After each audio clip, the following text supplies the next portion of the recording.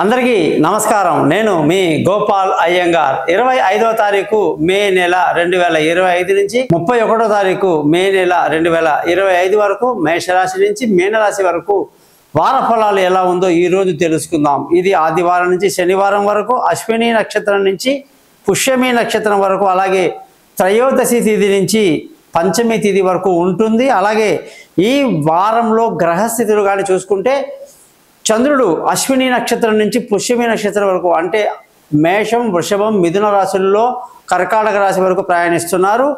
అలాగే గురువు మిథున రాశిలో, సూర్యుడు బుధుడు వృషభ రాశిలో, కుజుడు కర్కాటక రాశిలో, కేతు సింహరాశిలో, అలాగే రాహు కుంభరాశిలో, శుక్ర శని గ్రహాలు మీనరాశిలో సంచరిస్తున్నాయి.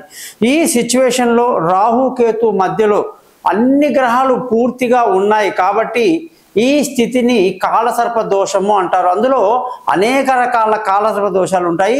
ఇది రాహుగ్రస్త కాలసర్ప దోషము, సవ్యమైనటువంటి దోషం అన్నమాట. అపసవ్యము సవ్యమని రెండు ఉంటాయన్నమాట. సో ఇది అంత ప్రమాదకరమైనది కాదు. కేవలం ప్రజలకు చిన్న చిన్న భయభ్రాంతులు గొలిపేటువంటి విషయాలు, యుద్ధ భయాలు లేదా దేశానికి సంబంధించినటువంటి అభద్రతా భావాలు ఇవన్నీ జరుగుతూ ఉంటాయి. జనరల్గా ఈసారి మా చిన్నతనం నుంచి మేము చూసినటువంటి బీభత్సమైనటువంటి యుద్ధ వాతావరణాలు వేరు. 72లో పాకిస్తాన్ ఇండియా యుద్ధం జరిగినప్పుడు ఉక్కు మనిషి అనేటువంటి ఇందిరాగాంధీ ఆ పాకిస్తాన్ని 2 ముక్కలు చేసి పడేసింది. అదే ఇవాళ బంగ్లాదేశ్ అంటారు. అలాగే అవకాశం దొరికినప్పుడు మనం ఆ దేశాన్ని చిన్న చిన్న దేశంగా విడగొట్టే అవకాశాలు ఎన్ని ఉన్నా కూడా ఆ ప్రయత్నాలు ఈరోజు జరగట్లా. కాబట్టి ఆ రోజులన్నీ వేరు.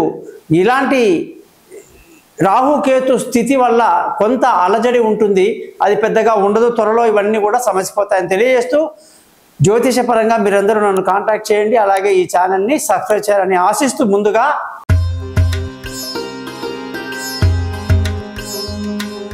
కుంభరాశి వాళ్ళకి 25వ తారీఖు మే నెల నుంచి 31వ తారీఖు మే నెల వరకు వారఫలం ఎలా ఉందో చూద్దాం. ఈ రాశి వాళ్ళందరికీ కూడా శని గ్రహం యొక్క అనుగ్రహం బాగుంది.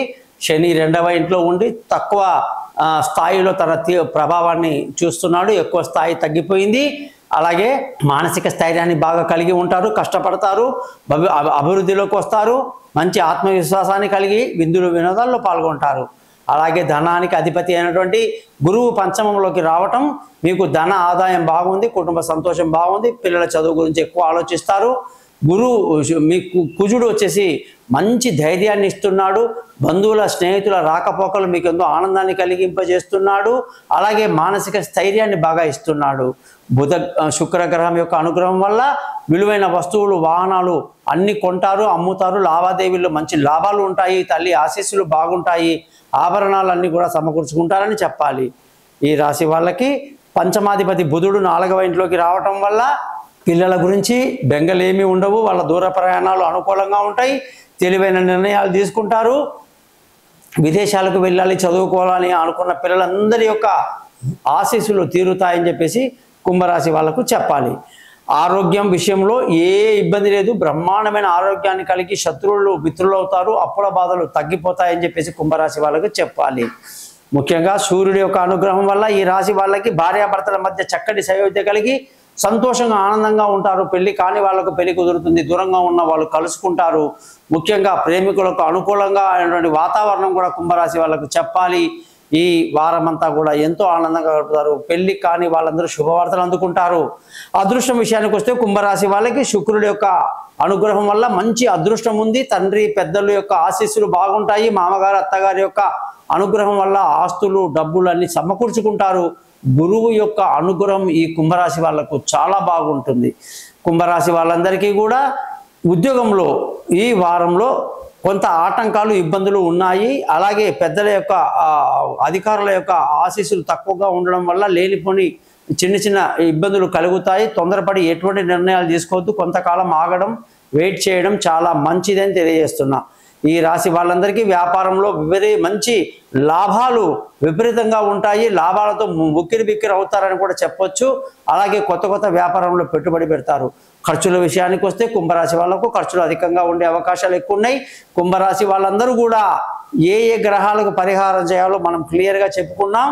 ముఖ్యంగా శని బాగున్నాడు, గురువు బాగున్నాడు, కుజుడు బాగున్నాడు, శుక్రుడు బాగున్నాడు, అలాగే సూర్యుని యొక్క అనుగ్రహం బాగుంది. అన్ని గ్రహాలన్నీ కూడా చాలా అనుకూలంగా ఉన్నాయి. కాబట్టి మీరందరూ కూడా శని గ్రహానికి చిన్న పరిహారం చేసుకుందరు కానీ నన్ను కాంటాక్ట్ చేయండి. అలాగే ఈ ఛానల్ని సబ్స్క్రైబ్ చేయడం మర్చిపోవద్దు.